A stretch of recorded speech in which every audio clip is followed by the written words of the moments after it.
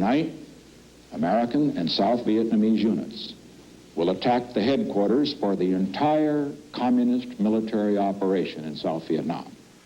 Nixon is bringing some American soldiers home, but his invasion of Cambodia to get at communist sanctuaries is seen as dramatically expanding the war. The invasion of Cambodia is too much. The campuses here at home explode in protest. Ohio, Kent State University. Some students burn the ROTC building. The National Guard is called in to restore order. But most of the students are peaceful, and the presence of the National Guard outrages them. They get even madder when President Nixon calls student protesters bums. You know, you see these bums, blowing up the campuses. Listen, the boys that are on the college campuses today are the luckiest people in the world. Joe Lewis is a freshman at Kent State University. I was not a bum. I was an 18-year-old American, fully aware of how lucky I was to be going to a university in America where your freedoms are guaranteed. Lawrence Schaefer is not a student. He is a 26-year-old sergeant in the Ohio National Guard. We were in there to enforce the law and order. We weren't really trained for that. We were trained for combat. Noon, Monday, May 4th. Students hold a rally, many of them unaware the rally has been forbidden. The guardsmen are ordered to break up the rally. The background sounds you hear are the actual sounds recorded that day.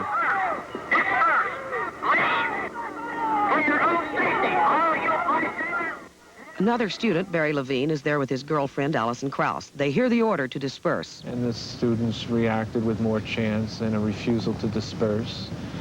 And then the guard started to move forward. The guardsmen chase students away from the university common. The method, tear gas. Among the last students to get away, Barry Levine and Allison Krause. Now the troops are on a practice football field. There is a fence on 3 sides. Guardsmen feel boxed in.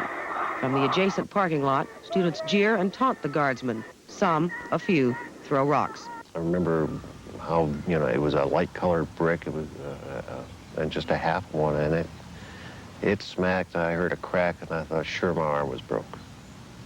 And that's when we decided, that enough's enough. And so Sergeant Schaefer and a few other guardsmen kneel and point their weapons at the students. I could not conceive that why they were pointing rifles. These are clearly military weapons. These are unarmed students. Perhaps the point is made. After 15 minutes, the National Guard retreats. 2,000 students are watching. I thought that it was over. And at that point, there were cheers, in a sense. I think the students, certainly myself and Allison, felt that there was a small victory there. They were cheering. They had won. They were sending us back. At that point, we got over the crest of the hill, and there was a single shot. Joe Lewis is standing 60 feet away.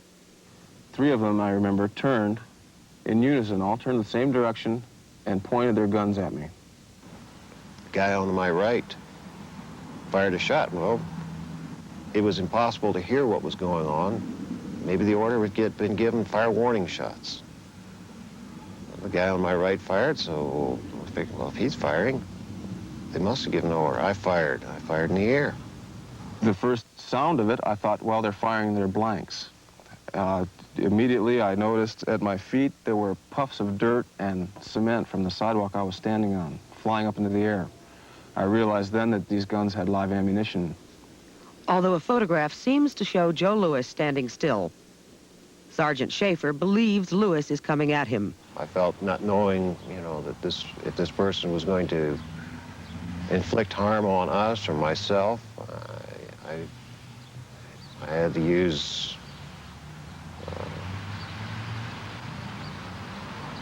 what abilities I had to stop this person. I was standing still, giving him the finger. I was 18 and arrogant and foolish. I fired at him. I assume that I hit this person because he did drop. I was shot. I don't remember saying, "Oh my God, they shot me," but someone near me at the time said that that's what they heard me say. In 13 seconds, 67 shots are fired, all of them by the National Guard. As we ran, we ducked behind a car. Actually, I ducked behind the car, and Allison fell behind the car because by then she had been hit in the back with a bullet. And I didn't realize that for several seconds. She was on her back, and she was more or less calling to me that she had been hit. And for a few seconds that doesn't register because she didn't believe that there was live ammunition in those guns, but it was clear that she was shot and badly, and she was losing consciousness, and I was helpless, holding her in my arms, watching her bleed to death. On the way to the hospital, Allison Krause dies. She is 19.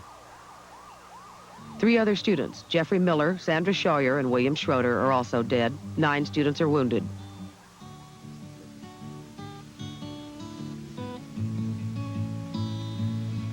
Teach your children well, 'cause their father's hell did slowly go by, and feed them on your dreams. The one they picks, the one you'll know by. Don't you ever ask them why, 'cause if they told you, you would cry. So just look at them and sigh.